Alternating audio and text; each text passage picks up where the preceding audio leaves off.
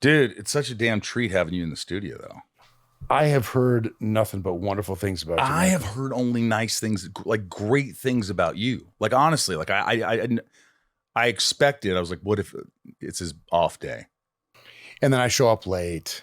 You're not late. I got a full hair and makeup team in there. He's like, this guy's a goddamn diva. Well, I did. I'm not going to lie to you. When I said his makeup team, I kind of, man, I don't think I've had anybody. I think Ralph Macchio had makeup. He was doing press, but here's the thing: you're doing something right after this. Yeah. So I'm not proud of it. You're not proud of what you're about to do? Kindred's great. I mean, she could have fluffed you up too, man. Well, the way you sounded just now, I mean, it was fluffed me up, made me look good. I have a zit right here, and she said she has these little things, these like almost like Band-Aids or clear things you put on your zit, and the next morning they're gone. Have you heard about that? I've seen them on people. Yeah. People actually wear them out in public. You can, like an invisible little sticker almost. You don't get acne anymore, do you admit it? Sure I do. You get zits? Yeah. I don't believe it. Mostly on my ass. Do you? Yeah. I get zits on my ass. Yeah. That's such the weirdest thing. You just scratch it and you feel a little bump.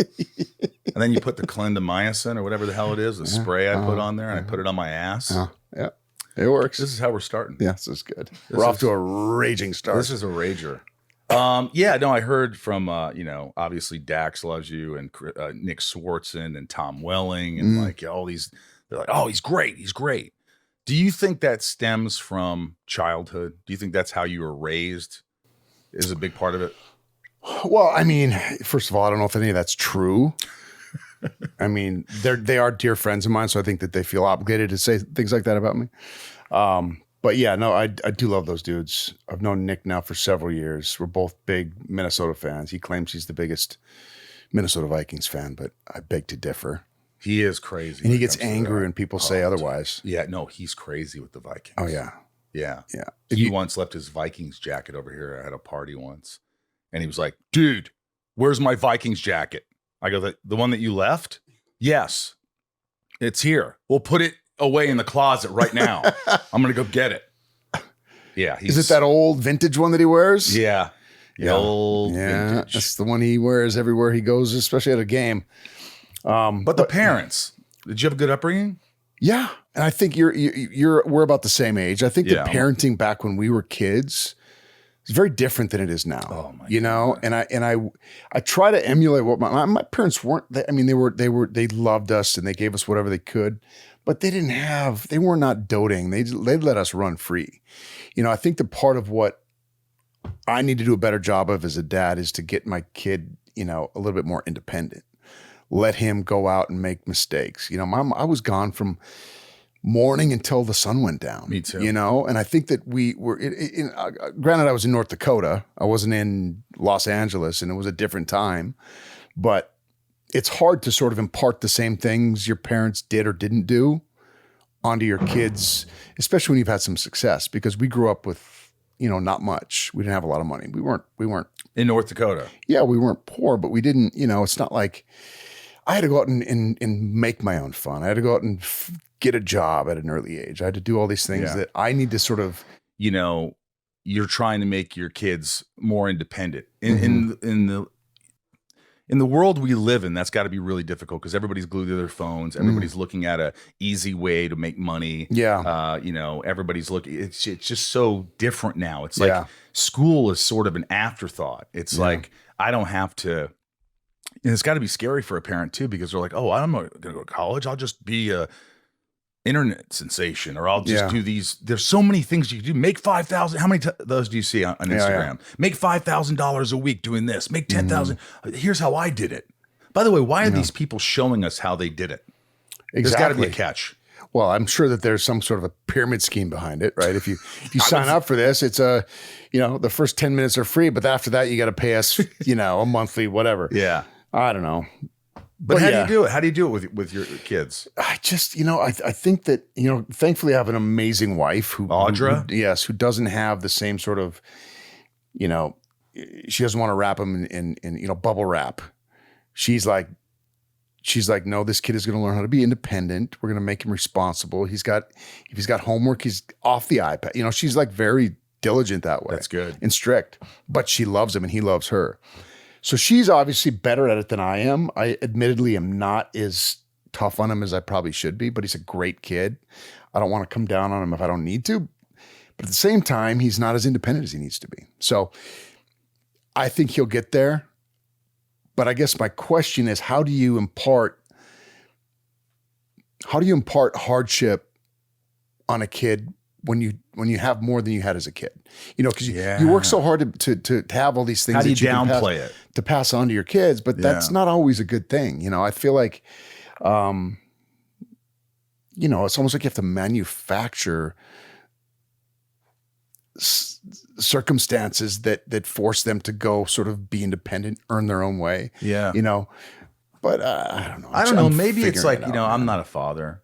I have dogs, but like, I feel like if I was talking to my kid, I'd say, listen, I want you to be awesome.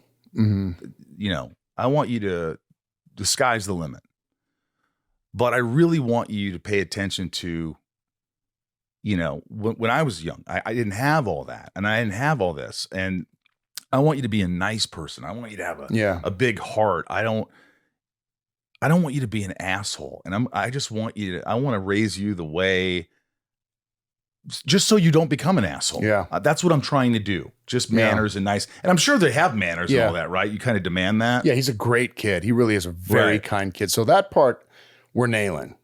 It's the knowing that he's going to have to go out and make it on his own. I don't want to just think that, you know, I got a nice cushy, you know, everything's going to be easy. You got to go out there and you got to make it happen. So to answer your question about my parents, yes, they were good parents, but they didn't coddle me.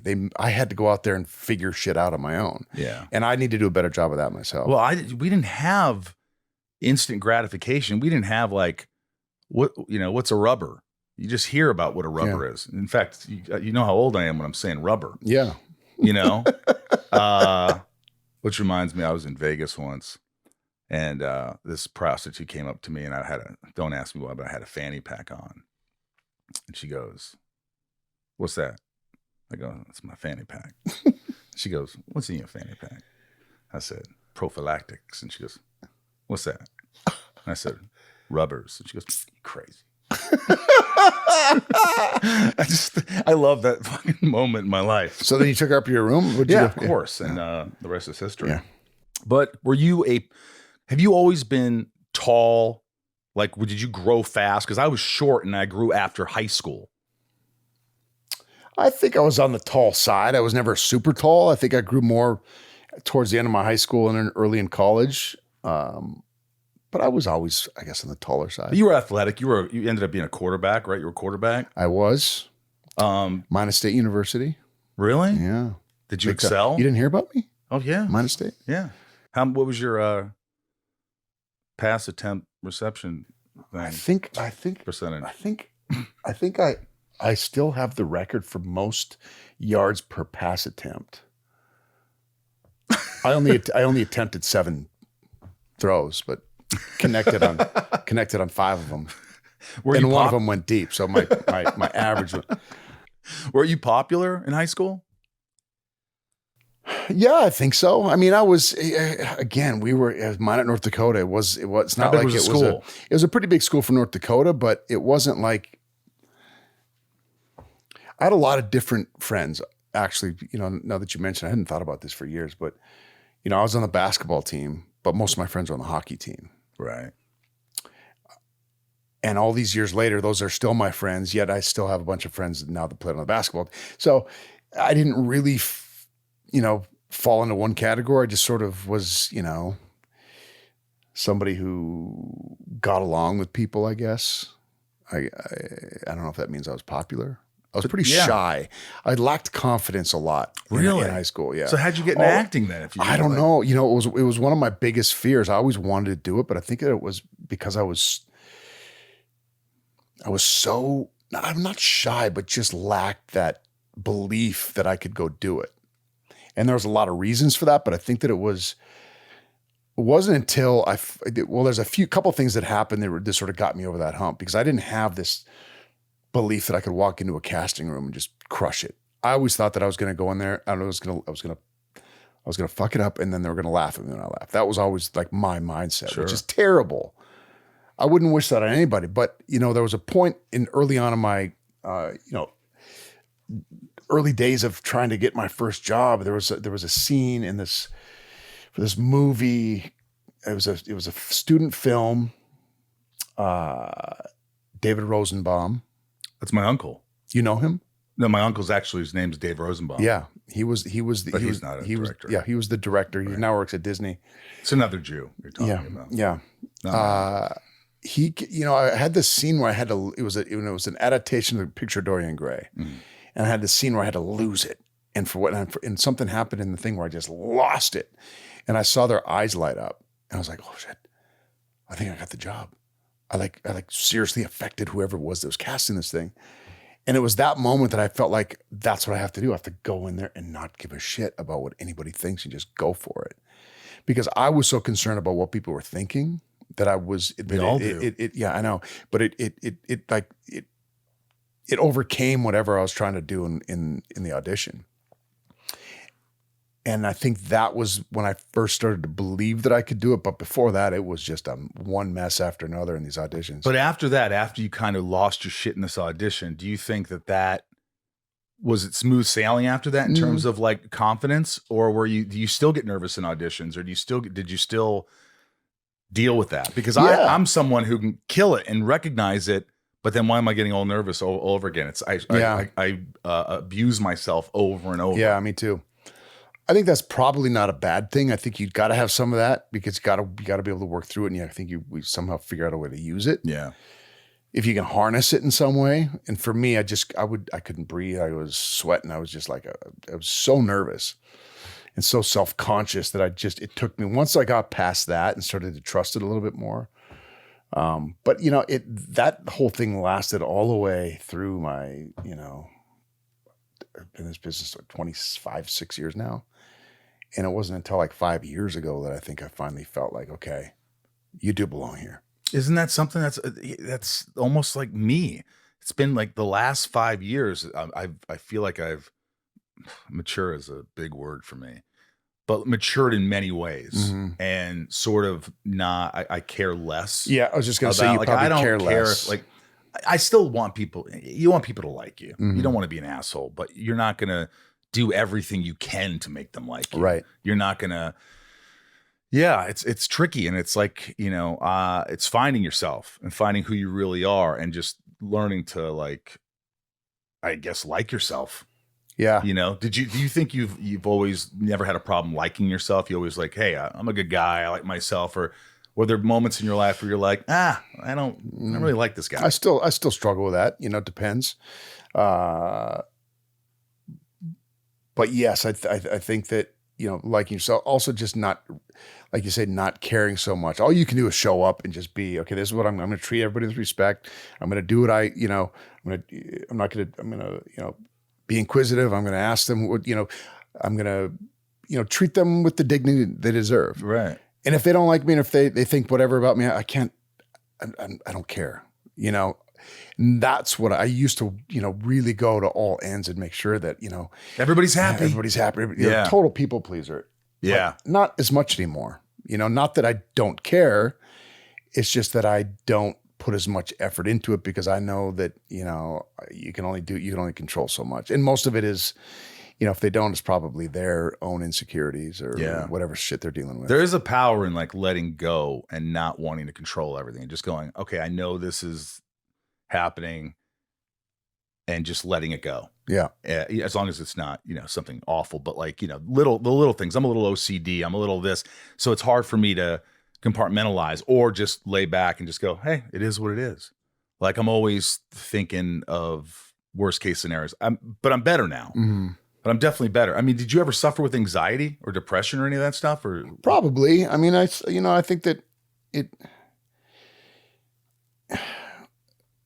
Yeah, for sure. I mean, it was. I don't know about depression, but anxiety for sure. This fear that I didn't belong. This fear that I was like total imposter syndrome. I would put tremendous pressure on myself to deliver because if I didn't know what else I was going to do. Same thing. So it was like this constant sort of unnecessary beating down on myself. And people would be like, dude, I know. You got to be easy on yourself. I was like, no, I don't. This is what I have to do. That was like part of my process, as an actor in the beginning. And it was so, I don't know, debilitating. Harmful. Yeah. It's debilitating. It's fucking exhausting. Yeah. It really is. But once you're right. Once you can let that go and just, I'm going to do the work that I need to. And I'm going to be and there's a lot of freedom within that, because once you get to the place where you don't care as much, that's really when your work starts to shine. Because then the less you care, the more you can flow, the more you can just sit in the scene and just react. And I never understood that. It's like sometimes you're just so confident and you're not exactly sure why. And everything just comes at you and you're calm and it's some of your best work. And other days you're like, why am I on edge a little bit? Why am I worrying so much? Why am I? And you're feeling like, why can't I just relax through this? Yeah. Because they say when you could just, less is better, when I don't have to try so hard. Yeah. I think that just takes practice, doesn't it? Yeah. It's easier said than done. It is. Right? It really is. It's not an easy thing to sort of trust. Timothy Busfield? I know the name. So Timothy was on, was it 30 something or? I think it was 30 something. Red-haired director, really good actor. Anyway, he's married to, played Laura Ingalls on Melissa Gilbert. Really? Yeah, Melissa wow. Gilbert. Anyway, he taught me something way back in the day. He's like, dude, it's like fish. It's like fishing in the stream with your hands. If you're jabbing at the fish trying to get, you're never going to get one. But if you sit there and just let it come to you, you'll catch your fish. Wow. And I was like, well, that makes sense. Yeah. Again, easier said than done. Easier said than done. I mean, I look at your body of work and you've done so many things. Like, I mean, obviously the Transformers franchise. Did Steven Spielberg really pick you out? Is that true? So this is what happened. Leslie Feldman, who's been his casting director forever. She casts a lot of the DreamWorks stuff. She cast me in. I mean, there's been a couple of cases where he's really helped me along. He's never actually cast me in anything, so I'm not sure he's that big of a fan. The first one was on Win a Date with Tad Hamilton. Yes. He was, and Robert Luketic told me this after I got the part. He goes, we had to show all the screen tests to, the heads of DreamWorks, and Spielberg said that if I was casting, I'd pick that kid. I was like, oh my God, he said that? And then years later, wow, I was on another DreamWorks show, Las Vegas. Yep. And I had these scenes where I was just coming PTSD coming back from Iraq, and it was these pretty heavy sort of the beginning of season 2, I think it was, and I was, all fucked up from coming back from Iraq, and he had seen the stuff, and he told Michael Bay to take a look at me for it. And that's when Michael Bay calls me in. I go on an audition for Michael. Michael tells me that this was the story. So I called Leslie and I said, Leslie, that's the second time Steven is like recommending me. How do I thank this guy? How do I even? She's like, well, call him. I was like, what do you mean call? I don't. She's like, here, hold on a second. Ding, ding, ding. Puts me through to his office at his house. He picks up, and I sat there and talked to him for like 10 minutes. And I didn't really know what to say because I just like brought it up to her 2 minutes ago. Jaws.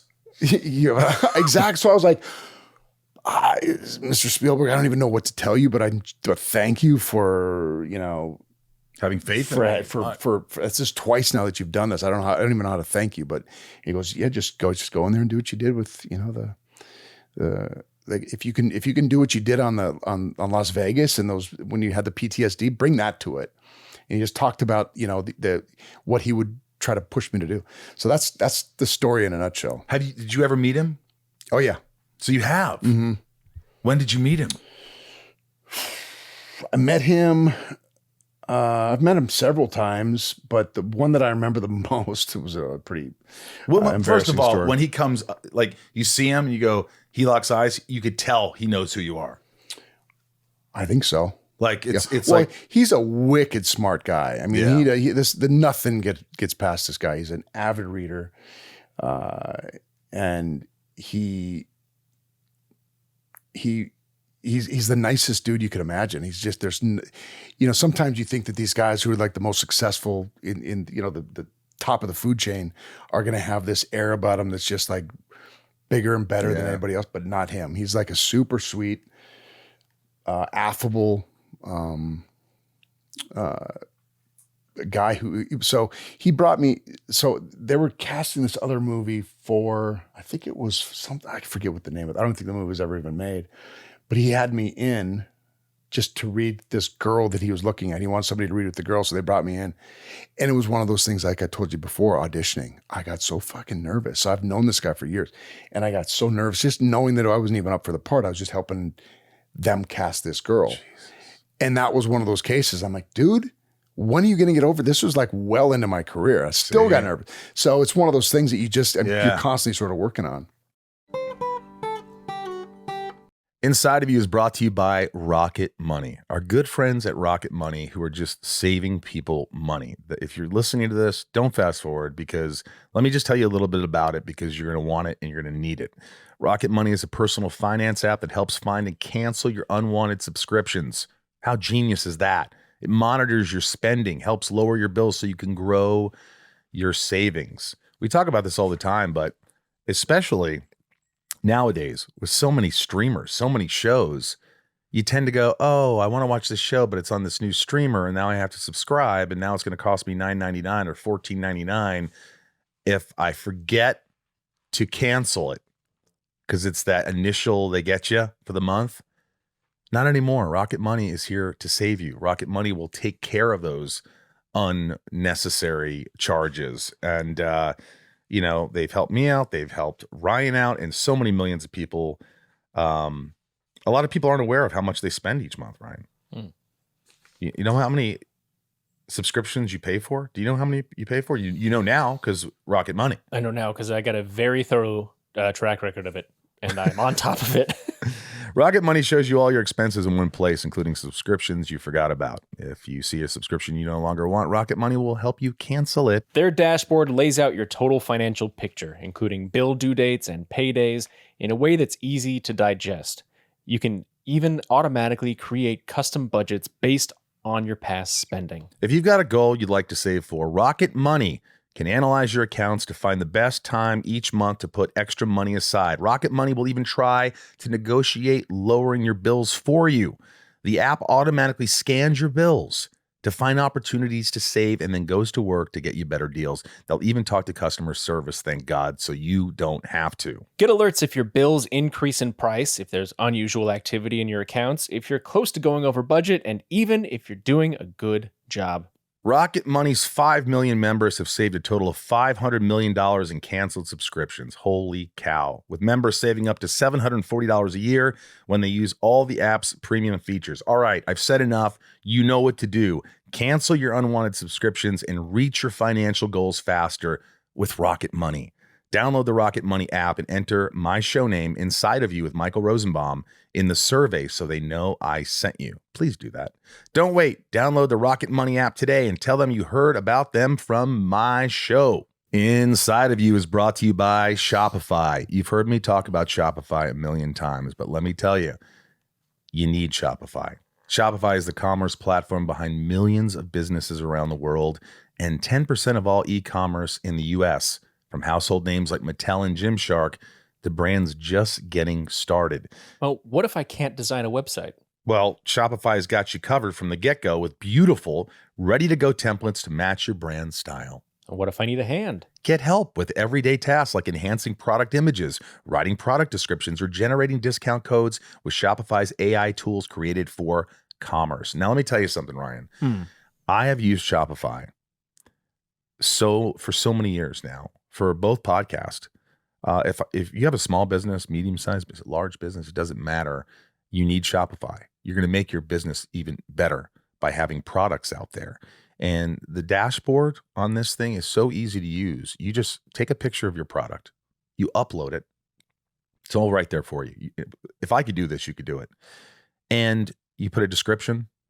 You get your little scale. Tiny scales are like $5, and you weigh it. Oh, it weighs 6 ounces. That's it. And then you just sit back and look at your analytics and go, wow, this sold 10 this month, better than last month, or this product isn't selling. How you're doing from this year to last year, month to month. It's actually really fun to watch products being sold and or purchased, and I really get a kick out of it. Well, Michael, what if people haven't heard about my brand? Well, Ryan, Shopify helps you find your customers with easy-to-run email and social media campaigns. Huh. And what if I get stuck? Well, Shopify's always around to share advice with their award-winning 24/7 customer service. Turn those dreams into cha-ching and give them the best shot at success with Shopify. Sign up for your 1 month, $1 per month trial period and start selling today at shopify.com/inside. Go to shopify.com/inside. Shopify.com/inside. That's crazy. I met him once. I won a Saturn Award for Best Actor, and he won an award at Saturn Awards. And I saw him, and he had the award, and I go, Mr. Spielberg, hey, look, we both won. And he's like, oh, yeah, look at that. Congratulations. And I go, can I just get a picture with you? Yeah. I was like a fan. I just got a picture with him. So I have a picture of me and him holding our Saturn Awards. That was it. Yeah. That was it. I mean, look, my exchanges aren't much bigger than that, but but the fact that he saw you twice and recommended Michael Bay see you for that. By the way, Michael Bay, he's an intense guy. Yep. He's an intense guy. I remember I was on a hockey trip. Jerry Bruckheimer had a hockey tournament every year. So we went out and Michael Bay came out and we were standing on the palms, the highest, they had one of these see-through floors. So you could see, 100 stories down. Yeah. And I'm just up there with him. Was that the Ghost Bar? The Ghost Bar. Yeah. And I remember I'm just up there with him. For some reason, there's nobody around. And we just start talking. I go, can I ask you one question? He's like, yeah. I go, if you had to pick a moment of your entire career, it was the best moment of your life. It was like the most exciting, adrenaline-fueled moment in your career. What would you say? And he goes, Pearl Harbor. I had an aircraft carrier for 3 hours and being in control of that aircraft carrier, tell him to turn the fuck around and getting those jets the right way and this and that. And just that moment to me. And I was like, whoa, it was intense. Yeah. Working with him. Is it intense working with him? Yeah, it is. I mean, I love the dude. He gets a bum rap. I think that he kind of likes it. I think he likes having this, the whole Michael Bay thing, but he's very intense, mostly because of examples like you just said. Most of the times I was working with him, I was always the military stuff. So we were in those situations a lot, where we're Black Hawk helicopters or creating these big, explosions where you're running through this sand dunes with explosions going off and guns firing everywhere. So all those scenes that we had were so high tension and so many things were riding on it. Like, you can't just fuck one of those scenes up or you're done. It's another 3-hour reset. So he's in it. Yeah. So he's all about making sure everything, goes off without a hitch. And so, yes, he's intense, but I guess he kind of had to be to pull off some of the big sort of Air Force-y stuff that we did. Do you think that a lot of people on set were kind of scared of him? I think so. I think that, if there's one thing that I've learned as a director is not to have your crew operating out of fear. And I think a lot of times on his sets they are, because there's so much money on the line. There's so he demands perfection. And he's intense. So I think that is one thing that he definitely expects a lot out of his crew. I heard this story where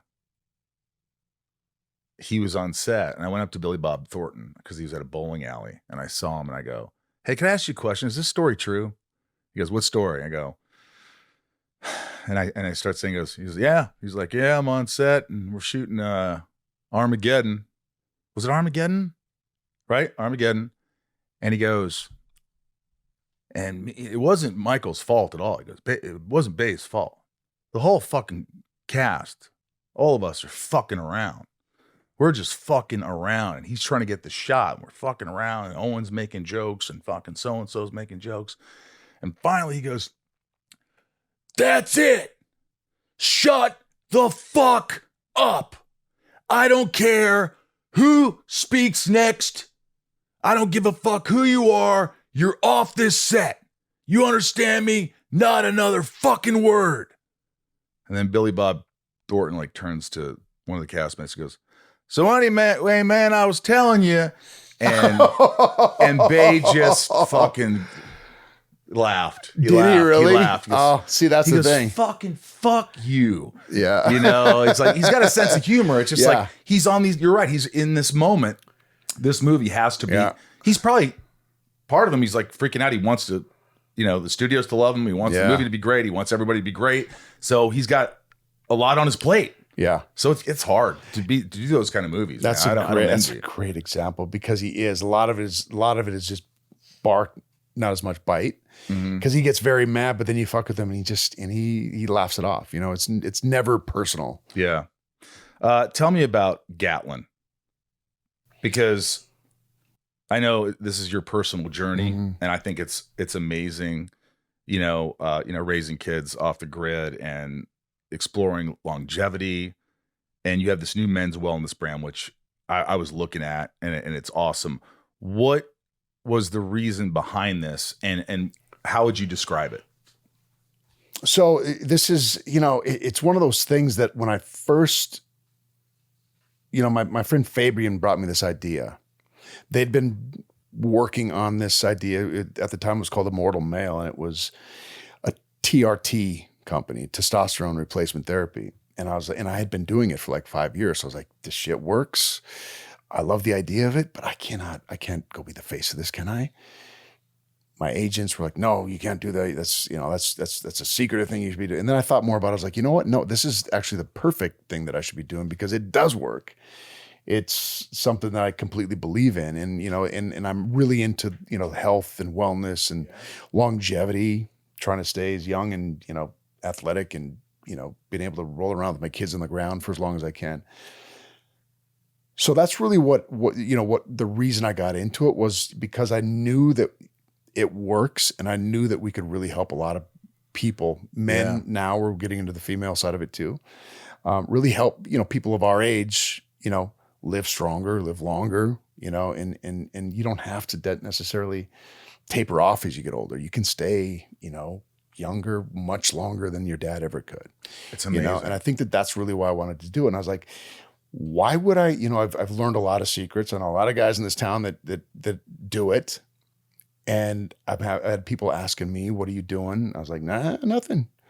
Just living that healthy lifestyle. Because you said like early on, you felt shame. Like you didn't want to, you know, I don't want people to think I'm on this, or I'm taking treatments for my hair and all this thing. And finally you said, fuck it. I'm a man who's, you know, in my middle age, and I want to have longevity. Yeah. And so I think it's brilliant. I think it's just, I mean, it's brave, and it's something that we all need to hear. It's like, I take testosterone, you know, just to be at a normal level. Yeah. You know, I saw like a little patch in the back of my hair, like a little area, and I was like, huh.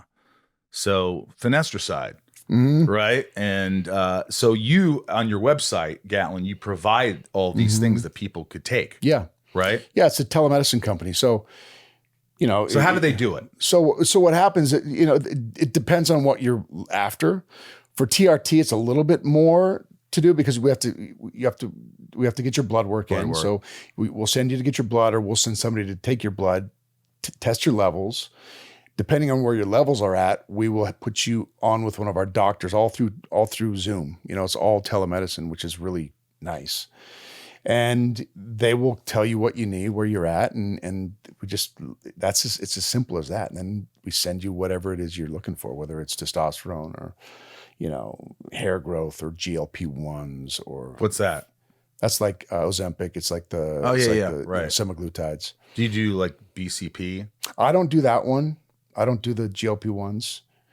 That's what that is, right? Yeah. You don't take that either. No, I don't do that, but I do the hair. So what is it? What do you take, a pill? Yeah. And you notice a difference? I haven't gone bald yet, but I've been doing that for a long time. Right. You know, You thought you were? my dad went bald at an early age, so I was like, I don't know, I want to go bald. You know, I think most guys out there of that more than anything are terrified of losing their hair. So I was very proactive in my preventative maintenance as far as the hair. Right. But then I realized this, you know, the peptides are amazing. We don't sell peptides yet, but you know, the testosterone and you have ED stuff too? Yes, we do. We sell ED. So next time you get a boner, you can think of me, Michael. I will. No, it's important. It's like, look, you can't be perfect. You're not 20 anymore. You're not 30 anymore. So you get older. It's like there's nothing wrong with popping a little pill. Right. And pleasing everybody. You and know what going, I mean? God, I still got it. That's right, baby. I still have it. That's right. So what do you do? Go to Gatlan, Gatlan.com. Gatlan.com, yeah. And then you could start looking into all that stuff. Rapamycin's another good one. I don't know if you heard about this one. What's that? So Dr. Lufkin, we have one of the foremost longevity doctors in the world as our medical advisor, because people aren't going to believe me. They're just going to know that I do. And I'll put them there, but you know, we needed somebody who really understood what the science behind this stuff. So we partnered with Dr. Lufkin, and he taught me about this rapamycin, which is pretty amazing. So what it does is and I'm going to give you the very rudimentary definition of it, but it was they found like back in the 40s or 50s that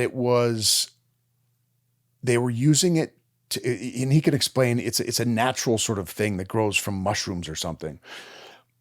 But what they found in rats and later on in humans is in higher doses that it would suppress your immune system enough so that people who are getting transplants, like a new kidney or liver, whatever it was, it would suppress their immunity so that their body would accept whatever organ they were getting. Wow.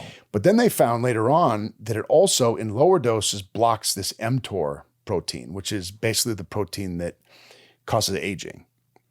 So rapamycin, there's little to no side effects to it. You take it once a week, and it's supposed to suppress that protein that causes aging. That's the very basic. And you take that? Yes. And how often you take it? Once a week? Once a week. And how long have you been taking it? About almost a year. Because I've noticed, like, if I look at your Instagram pictures and the dates, you look a lot younger. Oh, yeah. No, but honestly, you see the effects. Yeah. So and this is part of the thing too, is we really want to be the company that people go to not only just to get whatever medication they need, but also what's the latest and greatest. What do I do to accompany whatever I'm taking, whether it's a GLP-1 or testosterone or peptide or whatever it is? How do we best make these work? Like you want to change your habits a bit too. You want to eat better. You want to work out hard. Just because you take testosterone doesn't mean you're just going to, get buff. You need to, you need to work for it. Yeah.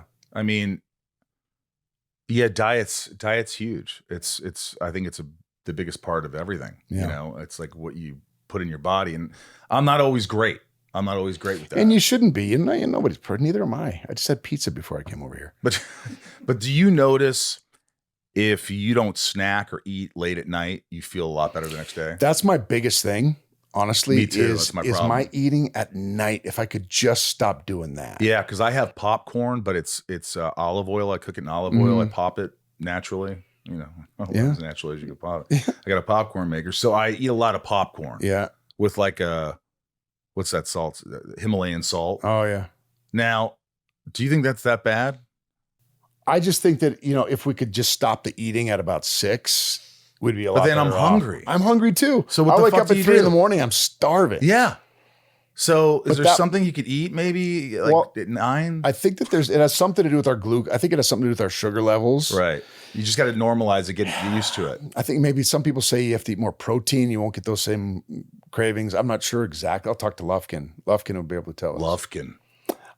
But yeah, that's my biggest thing too, is I eat too late. Yeah. Yeah, I just got to be better at that. Yeah. I've really noticed how much workplace stress has been rising lately. I just talk to my friends, and it's stressful. Work can be very stressful. Your emails piling up, back-to-back meetings, and that constant pressure to keep up. Summer might be the perfect time to pause and take small steps towards your wellness.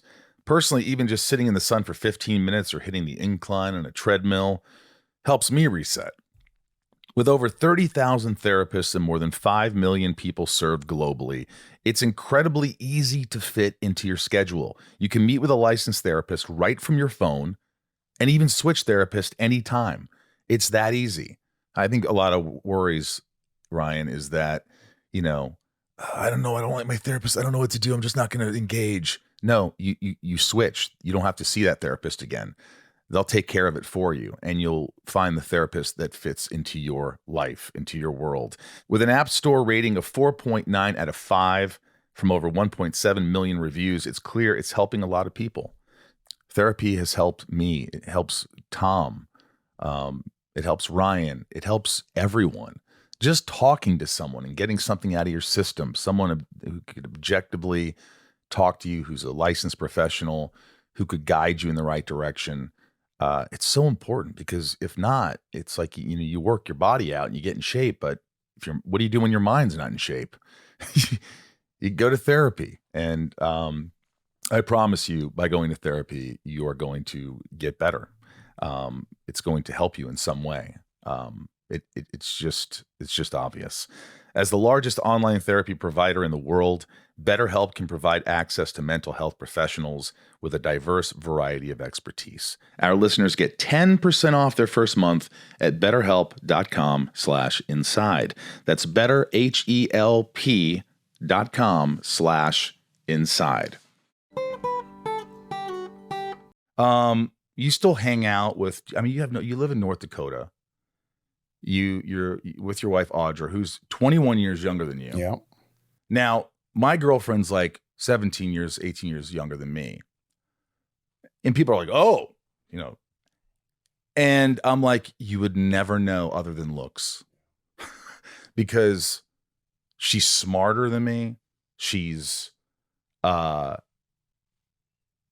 reasoning, it's the maturity. Women mature so much faster than men do. Yeah.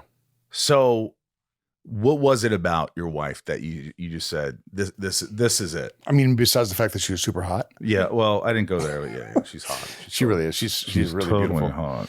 Hot. But honestly, that wasn't what I That's not what keeps you. It really wasn't. I mean, she really is a beautiful girl, but she's got great parents. She's got a great family. She's extremely scrupulous. Like, the girl she's not, you can trust that she's going to show up when she says. Loyal. She does, she just does the right things, and she's super smart. She loves me. She cares. She truly cares about me. She cares about my son, Axel, which is huge, because I wasn't going to, my number one prerequisite if I ever met somebody else was going to be, they have to love my kid too. Otherwise it's just going to be a mess. Yeah. And she absolutely loves the kid. And he loves her, and she's been great. And so, obviously she's an amazing mom. There's a lot of things, and she's as mature, if not more mature than me. Yeah. And she's 21 years younger than me. Yeah. So, we used to make it a big deal, but it's not even a thing anymore. It's not. I mean, she likes to make fun of me about it a lot. You know what it is? The older you get, you start to realize who's going to be there for me when I'm at my worst. Yeah. Really, when I'm at my worst, when I feel like shit, where I don't feel smart. I don't feel confident. I don't feel, who's going to be there? And who can you truly, truly be yourself? You don't hold back. You say things, and sometimes they get pissed off at it. Yeah. And you have a conversation about it. But, it's taken me so long over the years, and sometimes it just happens. Yeah. It just happens where you're like, all right, this is cool. Now, I don't know where this is very early. This is a year I've been seeing this woman. Does she want to have kids? I don't think so. I don't. Yeah, we're kind of. You haven't asked her yet? Indifferent about kids. Oh. Yeah, but we're both at the same place. We're like, it's like we have a good life without kids, Yeah. and it's because I think that people forget the idea of a child is beautiful. It's great. But things have to happen. Like when you have a child, they become the center of attention, not you anymore. It's not about you. Truth. It's about them. And I didn't grow up with that. Like, are you an only child? No, I have brothers and sisters, but my mother was like, she still wanted the attention. She was like still 16 years old in her mind. Yeah. And that affected us. And she did it inadvertently, I think, but it's not as easy as people make it out to be. Like, do you find having children is easy as a breeze? Hell no. It's a lot. I mean, you're right. I'm by nature a selfish person too. I think that, most of us would probably admit that.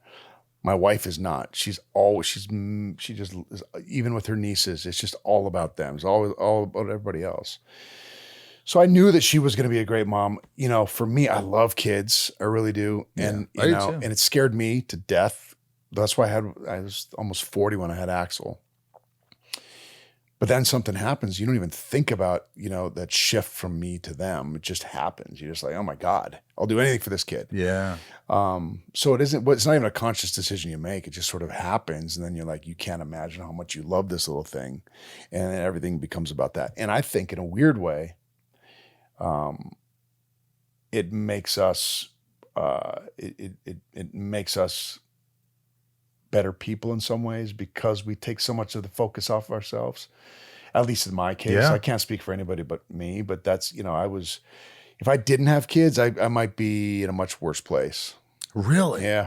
You think that having children made you a better man? It just forces you to grow up and think beyond your own little universe. Gives you purpose. Yeah. Yeah. Do you feel like you're able to maintain friendships, or it's really about work and family, and when you have time for a friend, great. Yeah. But like you find that you hang less, you're not talking to people as much. That is true. Sometimes that's a good thing though. Sometimes it's like they're a great excuse. I got to go to this. I'm with my kids tonight. but yeah, I mean, again, it's just, you don't really think about it that way, but it just sort of naturally happens. I don't play nearly as much golf as I used to because it takes 5 hours, and those 5 hours I'm usually, doing something with them. Unless Audra says, get the fuck out. Exactly. Go do your own thing. Please go do something. Right. Does she ever do that? Yeah. Often. Yeah. But you never say it to her. Oh God, I'm not stupid, Michael. Do you still audition? Not as much as I should, honestly. So you direct, right? Yeah, I have directed, yeah. So I just directed a movie in London. What was it? Called Preschool. I'd love for you to see it. I just finished. Oh my God. I'll screen it here. Yeah. It's about these two dads who are fighting to get their kid into the last spot in this super pretentious preschool, and will sabotage and undermine and undercut each other. Are you the lead in it too? Yeah. Me and this guy named Michael Soka. It's an all British cast. We shot it over in London. Wow. Anyway, to answer your question, I realized in the casting process of that I was not auditioning as much as I should, because I think one of the mistakes many agents make in this town is that, they put their actor into a offer only category. He's offer only. No, he doesn't audition. Yeah. But casting this movie, I had this Antonia Thomas, Charity Wakefield, two pretty well-known actresses, very, very talented. One's on The Great right now. One's on and Antonia's just done a whole bunch of stuff. They could easily be offer-only actresses, but they went out, they put themselves on tape for it and sent it in.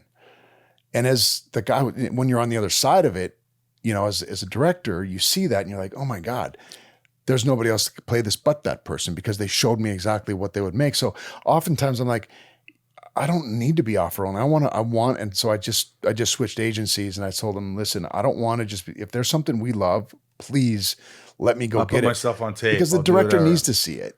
I would rather them see what my interpretation of it is anyway, rather than just sitting back and I sit up here on my throne and say, I'm offer only. It's just, to me, so that was a real sort of humbling moment to see, really, really talented people put their ego aside and put themselves on tape and go after it. I think also it's a little nerve-wracking when you get an offer and then you go on set thinking this is what I'm going to do.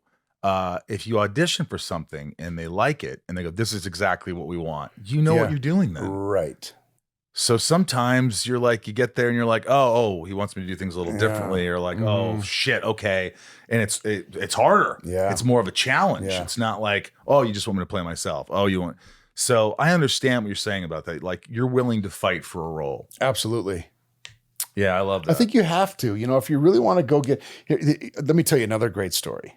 Please. And I don't know, hopefully Tom Cruise doesn't get pissed. I think he'll love this. Oh, good. But a story that was told to me in this process of changing agencies. I met with a bunch of different people. One of the agents told me, John Sachs is his name. He said, listen, we're not going to be able to do everything for you. You're going to have to go fight for this stuff yourself too. And I love that because they didn't tell me they could do everything. Like, you're going to have to go get this stuff. And he said, Tom Cruise, perfect example. There was a movie, I forget the director's name. This was recently. This director was making this movie that he hadn't heard about. And he calls his agent and says, why haven't I heard about this script? They said, well, he goes, send me the script. They send it to him. He reads it that night. The next day, calls his agent, says, what's the director's phone number? Gets the director's phone number, calls him over in Mallorca or something, and says, hey, so-and-so, this is Tom Cruise. I just wanted to say, I heard you cast Leo in this movie, and I just want to say he's going to absolutely crush it for you. You made the right choice. I just want you to know that I'm a huge fan of yours, and I would love the opportunity to work with you at some point. That's Tom Cruise.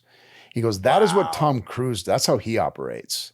So for me, who's nothing compared to that, sits here as an offer only, it just like, I think that we all have to, take that into account. Like that's amazing. That's how aggressive he is still. And he is literally top of the food chain.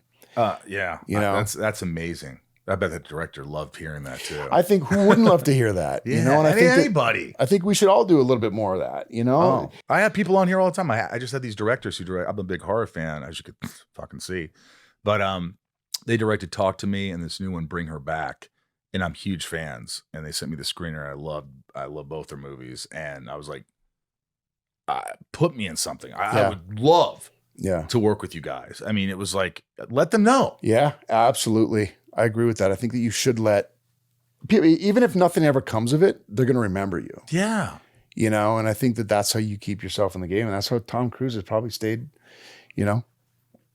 where he is for 40 years or whatever it's been. It's funny. I've met him twice. And the first time was like, honestly, a minute and a half. I was introduced and we talked. Then he sees me at this party and he's talking to someone. He turns and goes, hey, Michael, right? I go, yeah. What? And I go, what's your name again? Cruz. But like, I couldn't believe it. That's the guy he is. Yeah. Tell me about Ransom Canyon. Like, you've done one season. One season. You going back? Hopefully hear something this week, if not next week. I know someone who watches Ransom Canyon. Who's that? Amanda, your girlfriend. No, she doesn't? No. Oh, we'll better bring that up. Somebody just told me they love Ransom Canyon. One of my friends, it wasn't Amanda. I think it was Jill Wilderman, but loves Ransom Canyon. Do you want to do another season? Yeah. Is it hard? No, it was one of those jobs that's really fun, actually. Because I've got this place out in Minnesota where I do a lot of ranchy things. I'm on a tractor. I'm doing something. I don't have cattle or horses. I really do. And, I remember when I talked to April Blair, when she first talked to me about this show, I was really in that mindset because I was out there for the summer and I was in the middle of some project. And, I love it's about these two families who've been battling for generations about land and now it's about the water rights under the land. And, they're going to divert it to the Austin Water and Power. And it's a whole thing. And so I love, and it's about passing the land down. It's about legacy. I love the look of it too. Yeah. It looks great. It's beautifully shot. Really good actors. Mighty Ducks. That's what you guys loved.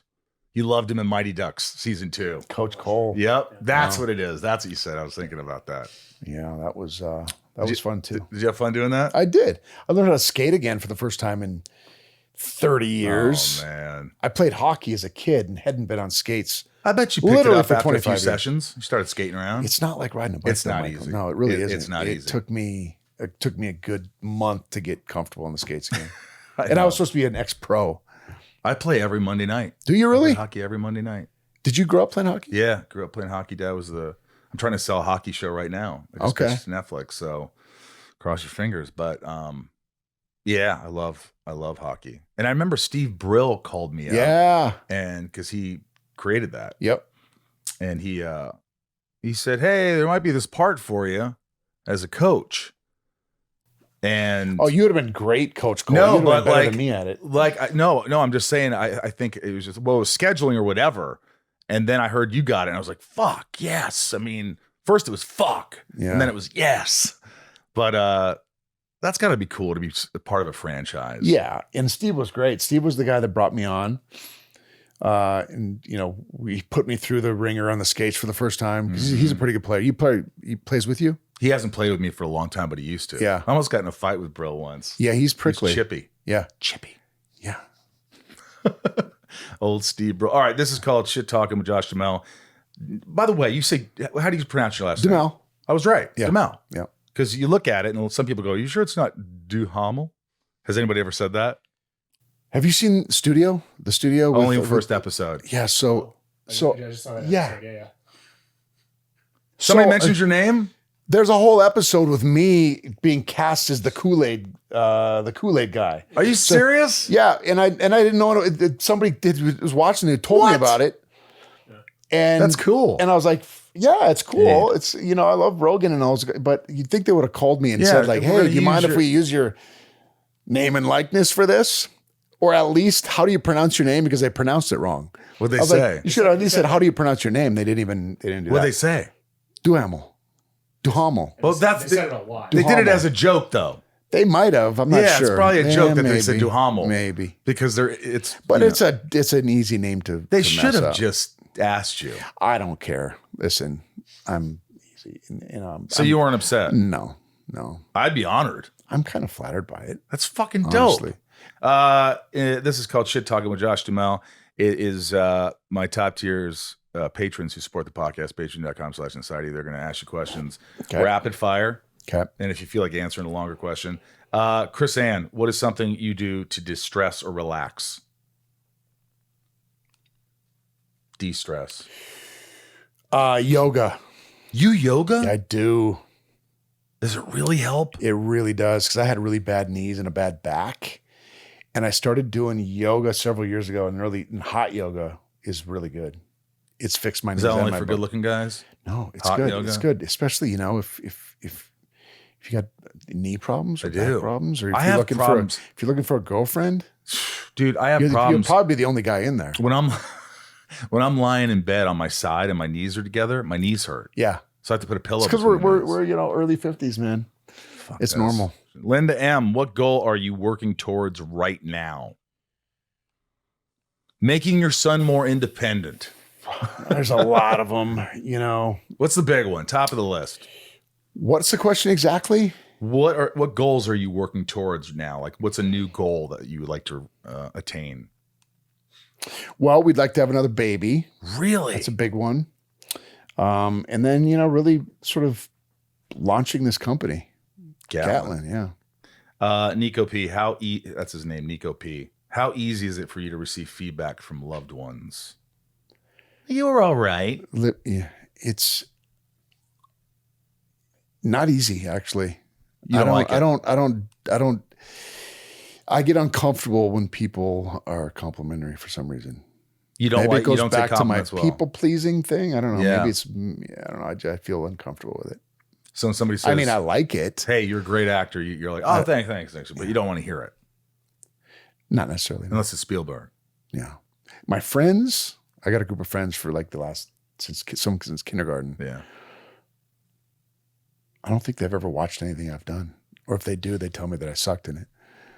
Do you love that? Yeah, I do kind of. I grew up in Indiana, and when I did sorority boys, just as I dressed up in drag, I've never heard the end of it. Oh, Still, yeah. like, hey, look at me, I'm Rosenbaum. I dress up in girls' clothing to make movies. I'm like, I didn't even know what to say to that. Yeah. So, Taylor R says, "What is your favorite pastime?" My favorite pastime would be just, messing around